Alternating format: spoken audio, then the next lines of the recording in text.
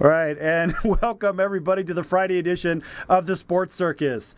Saturday edition can be found on 106.5 FM, 102.3 FM, 1050 AM. That's all in sunny Southern California. And you can also find us on Tuesday evening, 1060 AM in the Phoenix, Tucson markets. And the Sports Circus is expanding, everybody. We're expanding. We have a little feedback here. We're expanding Monday through Friday, starting on May 15th. We're going to be in Southern California from 5 to 6 p.m., the golden hour. It's an incredible hour. And we're also going to be simulcast in Panama City Beach, Florida, Tallahassee, Florida, South Georgia, South Alabama. Guess what? The Sports Circus is coming right to you.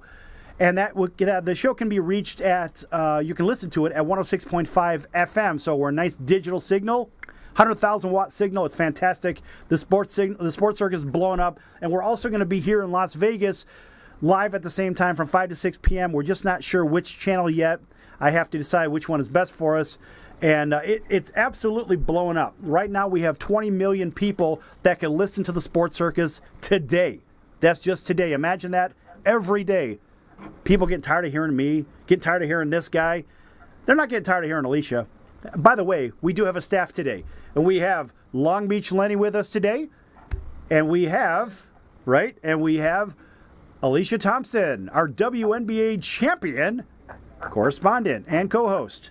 Now, this segment is brought to you by the American Business Trust Company, specializing in startup capital, consulting, sales, marketing, corporate strategy. You name it, they do it. They'll grow your company from this to this. They'll help you get it done. 657-600-1876. That's 657-600-1876. Or you can also visit them at abtrustco, ABTRUSTCO.com. Did you get all that? Good. Okay, so Lenny's joining us from a remote location. And Alicia, we don't have your image, but we can hear you fine, minus a little bit of static, but we're okay. So Lenny, what do you have for us today? I don't know if that was static back there, or kind of like a scratch master from Run DMC back there scratching. Can you turn it up a little? I don't know. We'll call it that. We got to focus right now a little bit. I wanted to open up to NBA.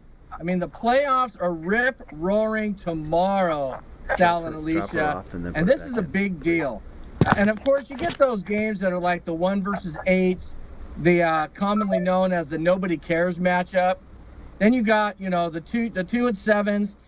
The one that would have intrigued me in the West certainly would have been the Grizzlies and the Spurs. And the reason why, the X factor, of course, Sal, you got your guy Kawhi Leonard. You're hoisting that guy up like he's the second coming of everybody. Hey, Alicia. But the thing that I'm disappointed in is that Tony Allen ended up getting some freakish calf injury to the Dallas Nobody Cares Mavericks on the last day of the season. Tony Allen is long. Tony Allen's a great defender.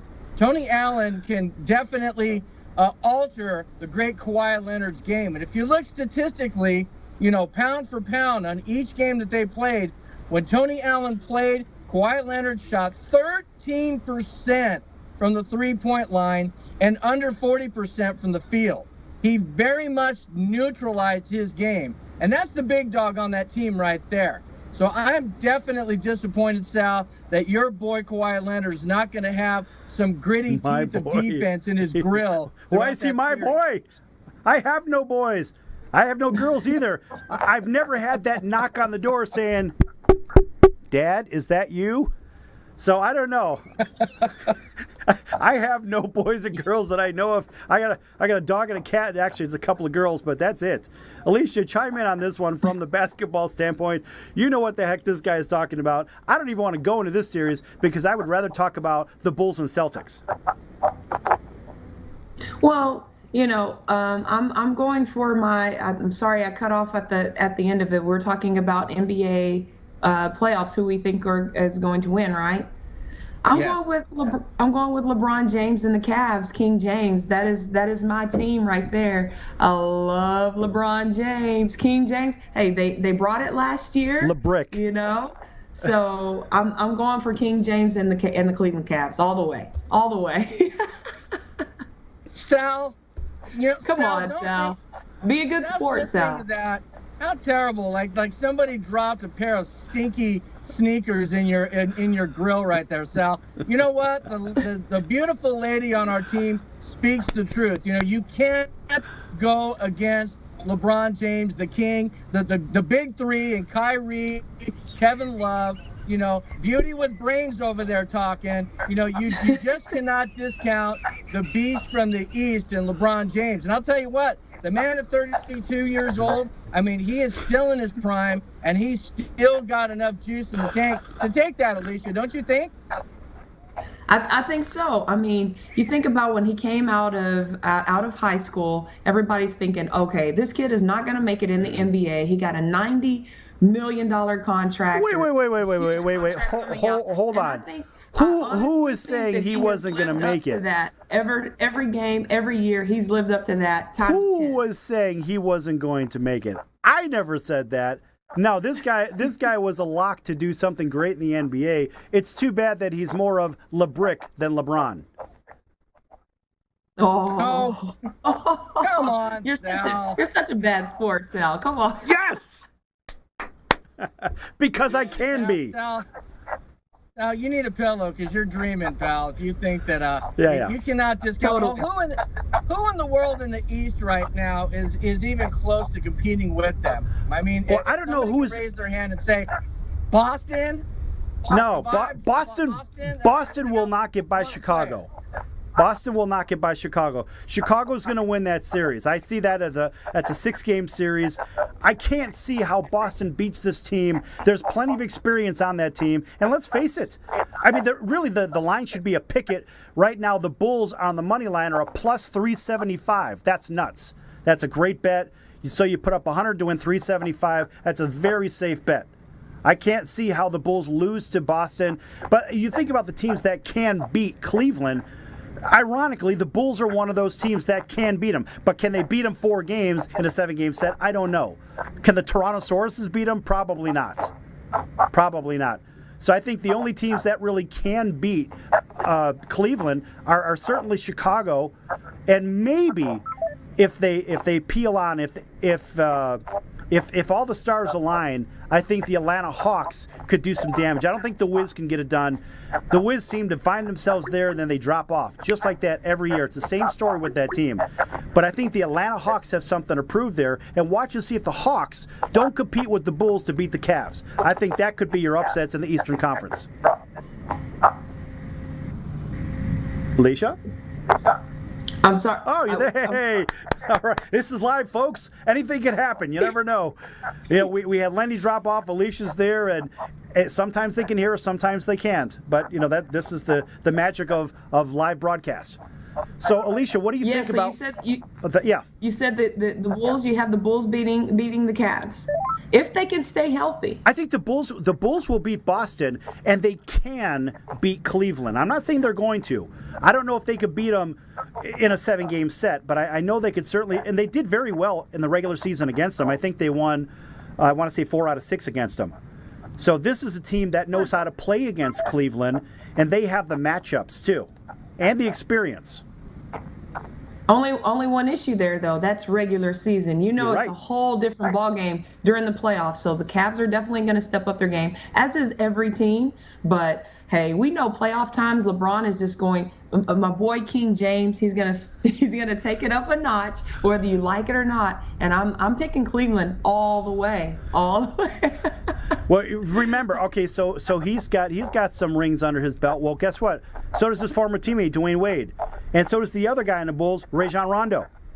But we've got guys that have been there before, and they're leading the young kids. And Jimmy Butler's one hell of a player as well. So watch and see if those Bulls don't give them a run. And I wouldn't be surprised to see the Bulls upset. I wouldn't really call it an upset if they upset Boston, and they can beat Cleveland. I just don't know if they could beat them in a 7-game set.